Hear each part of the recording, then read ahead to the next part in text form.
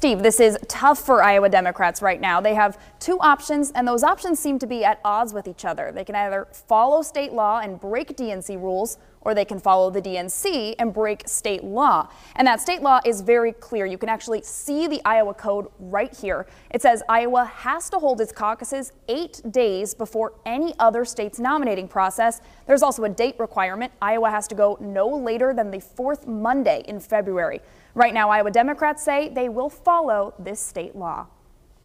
We're in a bit of a limbo. I mean, we have a state law that says that we will go first. Iowa going first means defying national Democrats who promise to punish any state that breaks their rules. First, any state that is going outside of the window automatically loses half their delegates.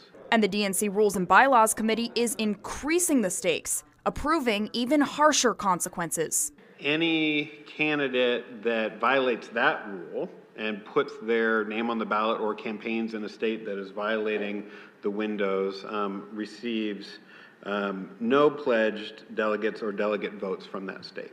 The national chair is also empowered to take any other appropriate steps to enforce these rules. But right now, Iowa Democrats say they will follow state law, ignoring the DNC and going first anyways. It's not a matter of fighting. I mean, our law says here's what we have to do, and we will do that. Some Iowans say that's the wrong choice. And it's sad that Iowa thinks it should deserve to be first, because really they're not really representative of our citizenship in the United States. What national candidate would bother to come to Iowa or bother to caucus or want to have caucuses in Iowa first if they're not following the DNC?